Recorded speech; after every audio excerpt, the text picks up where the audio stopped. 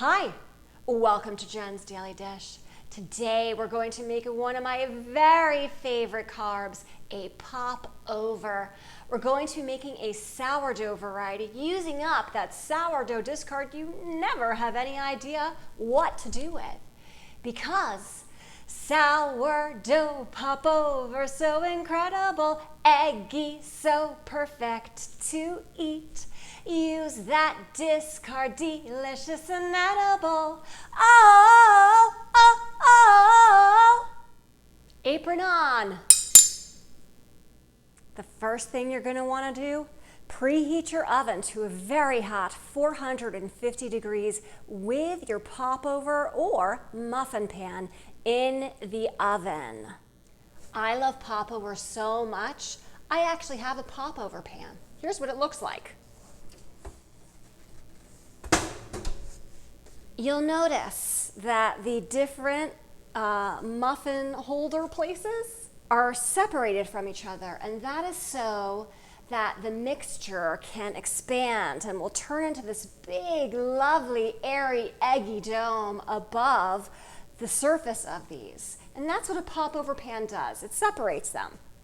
If you have a muffin tin pan, you'll want to fill it up all the way to the top and make sure that you're separating them so that your popovers can fully expand. These are all of the ingredients you need for the popovers. 3 eggs, a cup of warm milk, could be skim, could be full fat, whatever you have. We're going to take a half a cup out of my sourdough starter. We have 3/4 teaspoon salt and a cup of flour. We're going to start by adding the milk into the eggs. 1 cup warm milk,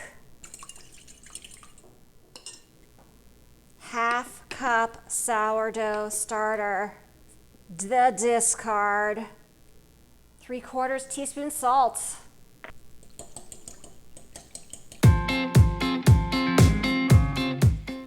1 cup flour.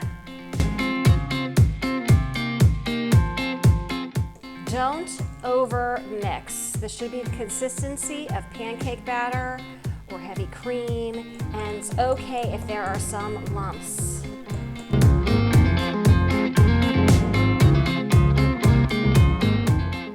Did you notice that I did not measure the sourdough discard? I just kind of dumped it in. It's because this recipe is very forgiving. And as I've learned in baking, you do not need to be as precise as you might think at all times.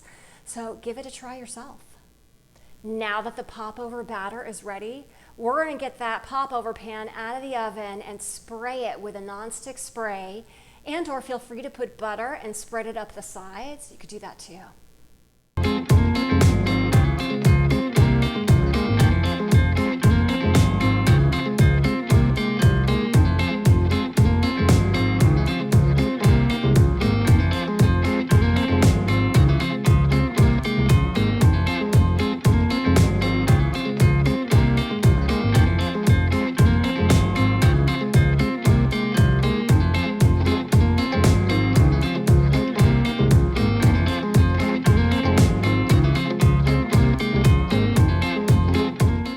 Bake the popovers for 15 minutes at 450 degrees.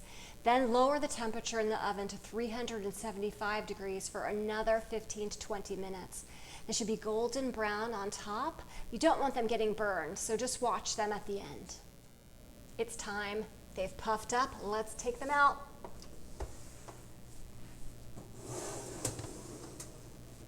Look how pretty they look. If you need to, go around the edge to get them out. But look at them. Yay! This one looks a little funny because it overflowed, but that's okay. The key to popovers is to eat them right away. It is super hot in my hands, but I don't care. Let's take a bite and see how this is. So piping hot, holy cow. Look at that steam. Oh my.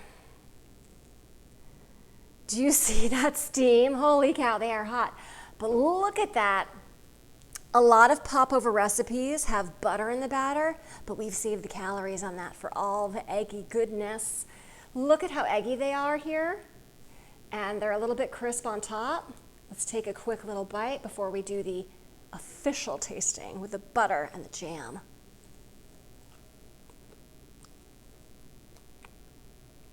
Eggy, warm goodness. A little bit of butter and a little bit of jam, strawberry in this case. Even better, if you have the time, mix the butter and the jam together, refrigerated it, so you'll have strawberry butter ready to go. Ooh, this is going to be divine.